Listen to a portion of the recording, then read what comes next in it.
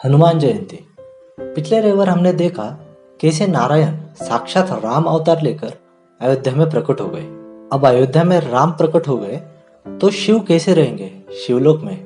दोस्तों, नारायण और शिव इनके बीच कोई स्पर्धा नहीं है, लेकिन नारायण यदि किसी का स्मरण करते तो वो साक्षात शिव है, और शिव किसी का स्मरण करते तो वो साक्षात नारायण है। भगवान अवतार लेते हैं क्योंकि इस अवतार के चलते भगवान अपनी दूसरी पत्नी पृथ्वी को सुख दे पाए और उनके जो भक्त थे उन्हें वो मिल सके, इसलिए भगवान अवतार लेते हैं। और रही बात शिव की, तो शिव को तो बस मौका चाहिए भगवान का दास बनने का। इतने भोले हमारे शिव जी। तो चलिए जानते हैं श्री हनुमान जी के जन्म के पीछे की कथा। नमस्कार दोस्तों, मेरा नाम है जय और आपका स्वागत है एक और नए वीडियो में। नया रविवार, नई कथा और एक नया आध्यात्मिक भाव। पुंजिका स्थला ये इंद्रलोक की अतिशय सुंदर एक अप्सरा थी। वो अतिशय सुंदर और चंचल स्वभाव की थी। एक बार पुंजिका स्थला ने अपने गुरु बृहस्पति को एक माला भेंट स्वरूप दी, जिससे प्रसन्न होकर बृहस्पति ने उन्हें पुत्रवती भव ऐसा वरदान पुंजिका स्थला को दिया। तब पुंजिका स्थला परेशान होके अपने गुरुदेव को कहती है कि नियम के अनुसार अप्सरा किसी पुत्र को जन्म नहीं दे सकती।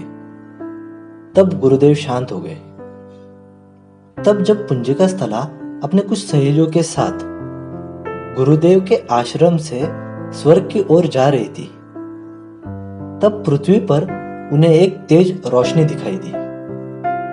तब वहां क्या हो रहा है ये देखने के उत्साह से पुंजिका स्थला पृथ्वी पर पधारी और धीरे धीरे उसने और उसकी सहेलियों ने जंगल के अंदर प्रवेश किया। उन्होंने अंदर जाके उस दिव्य रोशनी को देखा। तब वहां एक मिट्टी की शिला रूप में एक वानर की आकृति दिखाई दी।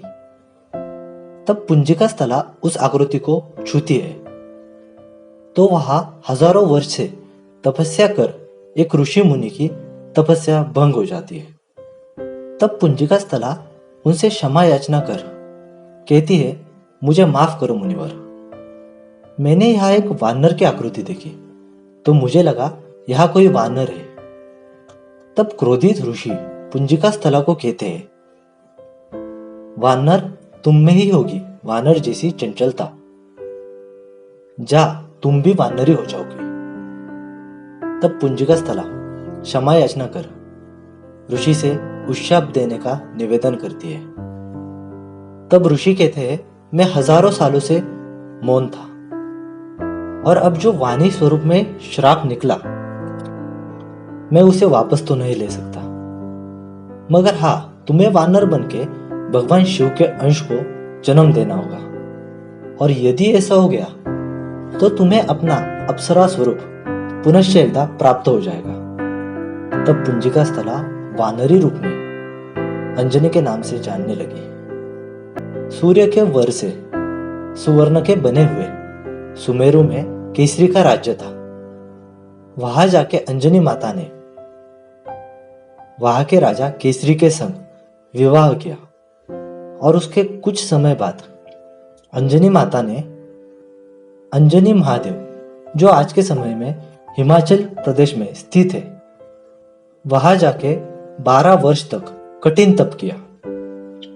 और उसके बाद भगवान शिव ने माता को दर्शन देके यह आश्वासन दिया कि मैं आपके गर्भ में जन्म लूंगा, लेकिन उसके लिए और कुछ वर्षों तक आपको तप स्थिति में बैठना होगा। ऐसा आदेश शिव जी ने माता को किया। शिव जी ने माता को बताया, अयोध्या के राजा इनके घर स्वयं नारायण अवतार लेंगे, तो उसके लिए दशरथ राजा को पुत्र कामेष्टि यज्ञ करना होगा। तो उस समय जो प्रसादी निकलेगी उसमें का कुछ हिस्सा एक पंछी आकाश मार्ग से यहां से लेके जाएगा। तो जब वो यहां से गुजरेगा तो उस पंछी ने अपने पैर में जो प्रसाद पकड़ा होगा वो प्रसाद उसके पैरों से छूटेगा और वो प्रसाद वायु तुम्हारे हाथ में लाके छोड़ देगा, तो वो तुम ग्रहण कर लेना। और ठीक वैसा ही हुआ। पिछली कथा में कैकेयी माता को दिया हुआ प्रसाद जो पंछी लेके भागता है वो आकाश मार्ग से जा रहा था। तो जैसे ही वो पंछी अंजना माता के समीप आता है वैसे ही उसके पैरों से वो प्रसाद छूट जाता है और वायु वो प्रसाद अंजनी माता के हाथ में लाके छोड़ देता है और अंजनी माता वो प्रसाद ग्रहण कर लेती है। तब चैत्र पूर्णिमा के दिन अंजनेरी पर्वत त्र्यंबकेश्वर नासिक में एक गुफा में अंजनी माता ने साक्षात शिव अपना 11वां रुद्र अवतार लेके श्री हनुमान जी महाराज के रूप में अंजनी माता के कोख में अवतार लेते हैं। तो हनुमान जी को वायुपुत्र कहते हैं क्योंकि वायु ने पंछी के पैरों से गिरा हुआ प्रसाद अंजनी माता के हाथ में लाके दिया था और उन्हें केसरी का लाल कहा जाता है क्योंकि उनका पालन और पोषण केसरी ने किया था। अच्छा, शिव का ये रूप वानर रूप है, लेकिन इस अवतार में शिव जो है वो चंचल है। वहां अयोध्या में सारे देवताओं ने गर्दी कर रखी थी कि नारायण अपना मनुष्य अवतार लेके पधारे हैं, लेकिन ये गर्दी नवमी से लेकर पूर्णिमा तक ही चली। पूर्णिमा के बाद गर्दी हुई अंजनी माता के द्वार पे। अच्छा, गर्दी हुई भी क्यों? क्योंकि अब तक भोले बाबा का सारे देवताओं ने बस भोला स्वरूप देखा था, लेकिन आज चंचल स्वरूप देखने में सबको कुछ अलग ही आनंद आ रहा था।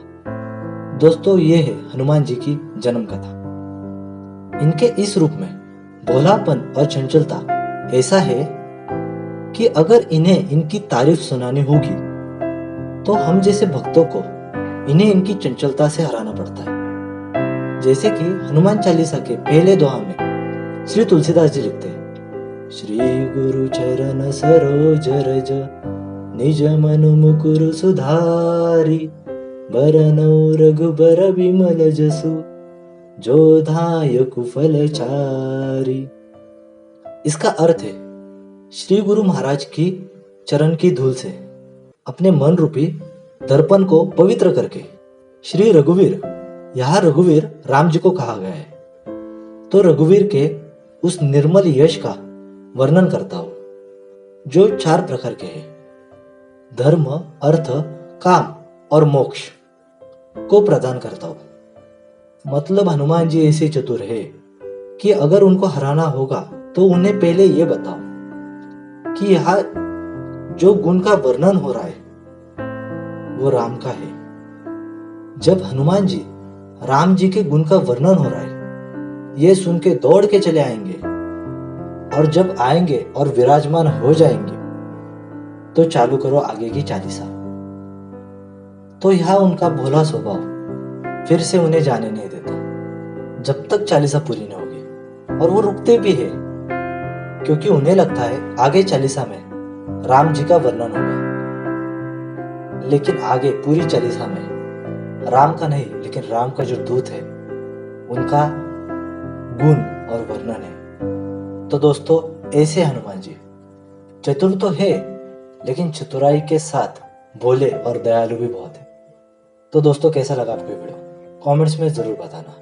चैनल पे अगर नए हो तो वीडियो को लाइक और चैनल को सब्सक्राइब करना ना भूलें। तो मिलते हैं ऐसे ही अगले रविवार एक और नए वीडियो में। तब तक के लिए जय जगदम्बा, सियावर रामचंद्र भगवान की जय, पवन पुत्र हनुमान की जय, रामदूत हनुमान की जय और अंजनी सुत हनुमान की जय और राधे राधे।